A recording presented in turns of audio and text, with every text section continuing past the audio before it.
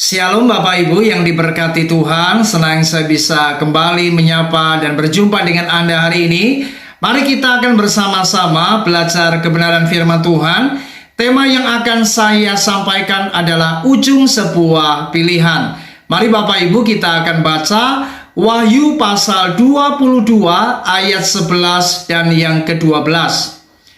Barang siapa yang berbuat jahat, biarlah ia terus berbuat jahat. Barang siapa yang cemar, biarlah ia terus cemar. Dan barang siapa yang benar, biarlah ia terus berbuat kebenaran. Barang siapa yang kudus, biarlah ia terus menguduskan dirinya. Sesungguhnya aku datang segera dan aku membawa upahku untuk membalaskan kepada setiap orang menurut perbuatannya. Bapak Ibu, Wahyu pasal 22 ini merupakan bagian yang terakhir, dan di mana ayat yang baru saja kita baca ini berbicara tentang akan datangnya hari Tuhan, dan kedatangan Tuhan itu pasti, dan Tuhan segera mau datang yang kedua kali.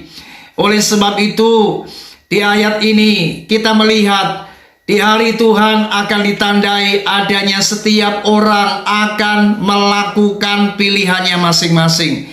Dikatakan barang siapa yang jahat, biarlah ia terus berbuat jahat.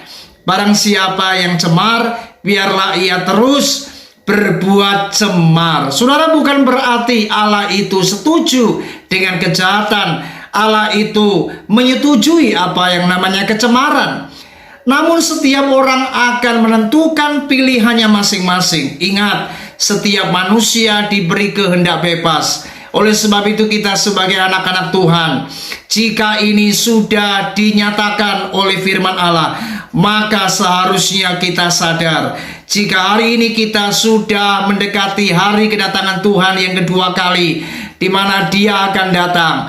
Mari kita sebagai orang percaya, anak-anak Tuhan, biarlah hidup kita terus ada di dalam kebenaran. Mari kita terus hidup kudus dan menguduskan diri kita menjelang kedatangannya yang kedua kali. Jangan kita melakukan apa yang namanya kecemaran. Jangan melakukan apa yang namanya kejahatan. Dunia hari-hari ini tenggelam dengan segala kemaksiatannya, kejahatannya, dengan segala kecemarannya. Tetapi kita anak-anak Tuhan berbeda. Kita harus mempersiapkan diri kita menjadi mempelai Kristus yang tak bercacat dan yang tak bercela. Mari kita harus sadar hari ini, Allah kita punya standar, dan Tuhan mau hidup kita benar, hidup kita kudus. Karena untuk menyambut kedatangan yang kedua kali, kita harus menjadi mempelai Kristus yang kudus, yang mengenakan pakaian putih. Artinya kita harus tak bercacat, tak bercela. Kita ada di dalam kekudusan dan kebenaran.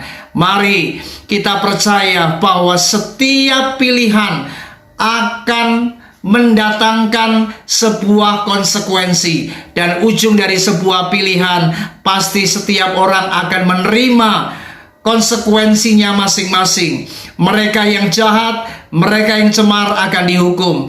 Mereka yang kudus, mereka yang hidup benar pasti akan mendapatkan upah dari Tuhan. Dan mahkota pasti tersedia bagi orang-orang yang takut akan Tuhan. Sebaliknya, bagi orang-orang yang menentang kebenaran, yang menolak kebenaran, mereka mengeraskan hatinya dan terus melakukan kejahatan dan berbuat cemar, tidak takut akan Allah, mereka kelak akan mendapatkan hukuman dan mereka akan binasa akibat dari perbuatan dosa mereka. Mari di akhir zaman ini ingat, kita harus melakukan apa yang benar, hiduplah takut akan Tuhan, dan mari kita hidup kudus di hadapan Allah.